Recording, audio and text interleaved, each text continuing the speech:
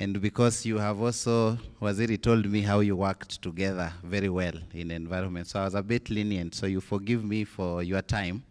But I think the next speakers, you please look at the relationship of where we have come from before you speak for long. So at this juncture, I would like to recognize the presence of our country rep for the WHO and just invite him for 1 minute to make remarks.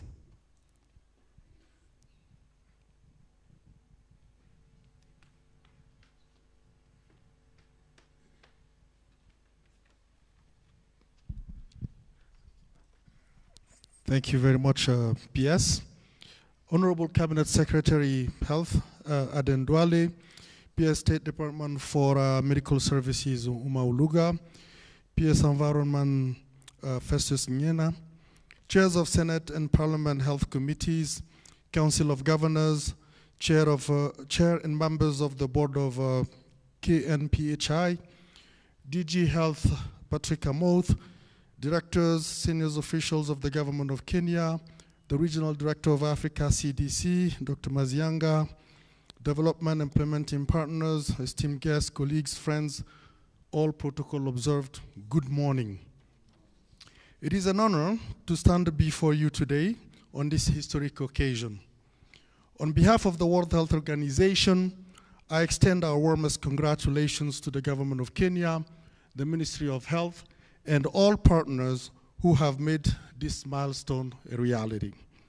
National public health institutes are the breathing heart of any country's health systems. They serve as the nerve center for disease surveillance, epidemic response, health research, and policy guidance. We have seen through painful experiences how global health threats, from Ebola to COVID-19 to cholera, can rapidly emerge and challenge the resilience of our health systems. These emergencies taught us that the strength of a country's health response is directly linked to the strength of its public health institutes. These institutions, in turn, are only as effective as the systems, structures, and the people that support them. Ladies and gentlemen, it is not enough to respond well, but we must start well. Starting well means laying a strong foundation grounded in sound governance, clear mandates, adequate financing, and professional autonomy. It means ensuring that this institute is not just a name, but an empowered engine of data-driven, scientific and evidence-based public health action.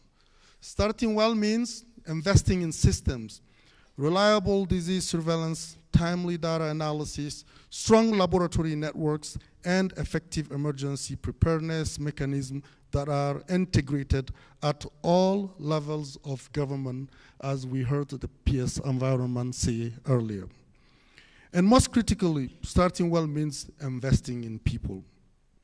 Kenya's National Public Health Institute must be staffed by a highly skilled, multidisciplinary teams of epidemiologists, public health experts, data scientists, communication specialists, and support personnel.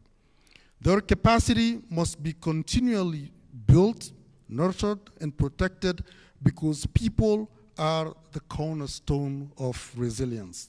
As WHO, we recognize the immense value that public health institutes bring in promoting global health security.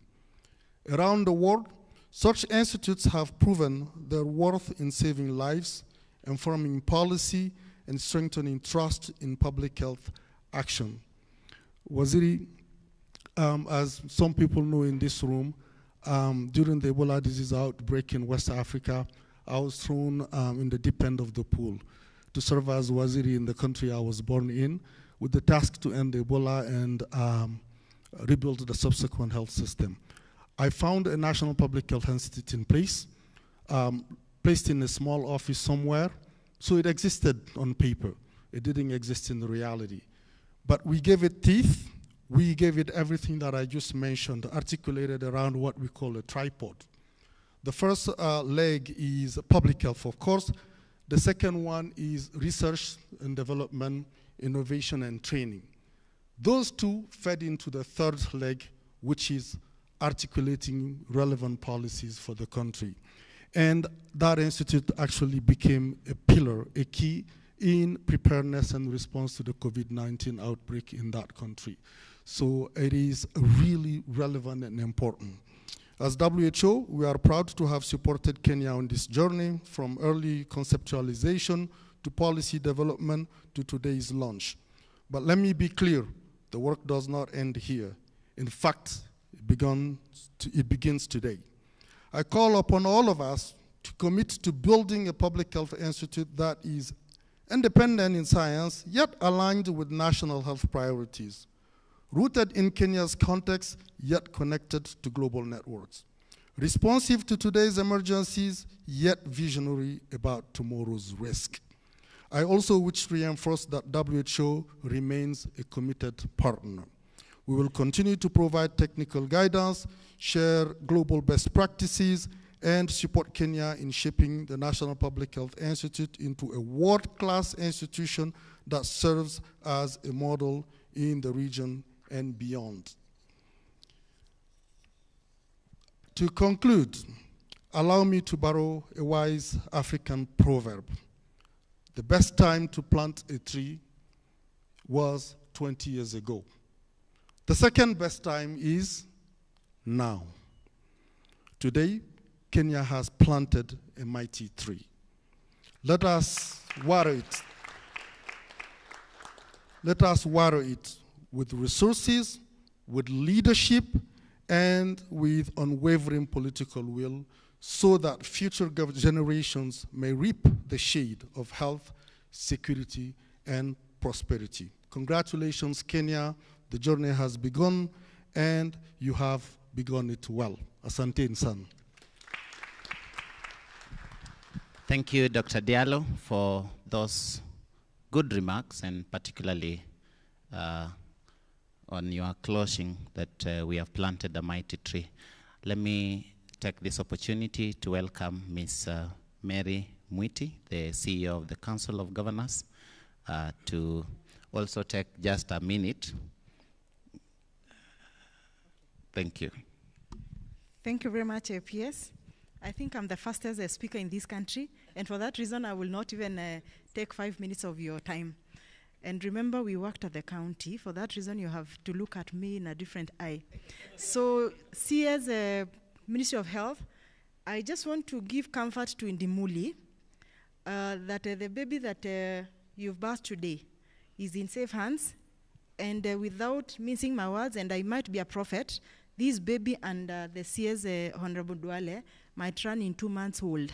How a baby runs when it's 2 months old, you will actually experience it with him. So just get comfort. CS Honorable Aden Duale, Dr. Nyikal, the Chair of Health at the National Assembly, the PSs, the 2 PSs present here, DG Amoth, board members of KNPHI, development partners, ladies and gentlemen. I am here on behalf of the Council of Governors, and the chair of the Health Committee, CS, was willing to be here, but he had traveled out and was coming in the afternoon, so he said that I need to represent him in this very, very important meeting. For that reason, I will read his remarks so that I don't add or miss any word. It is a great honor to join you today on behalf of the Council of Governors to witness the launch of the Kenya National Public Health Institute, a landmark milestone for Kenya's health sector.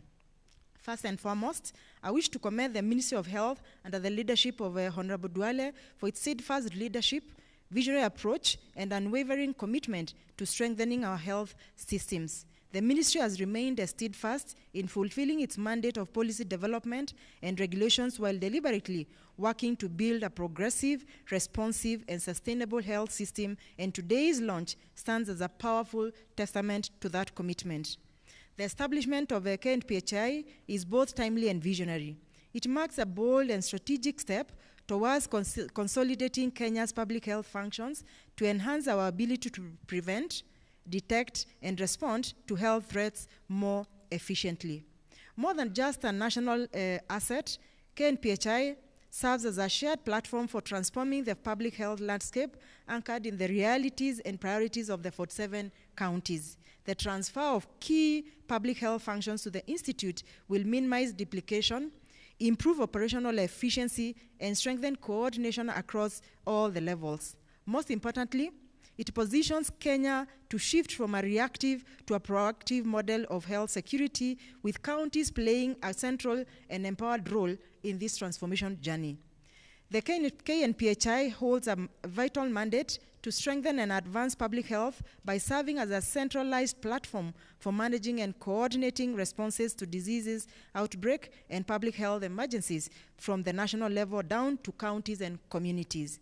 Its mission is to protect, enhance lives through robust surveillance, scientific innovation, and the development of skilled and adaptive public health systems forms the foundation of a resilient, responsive, and future-proof health system. The COVID-19 pandemic revealed the fragility of our health public system, from the weak surveillance to delayed responses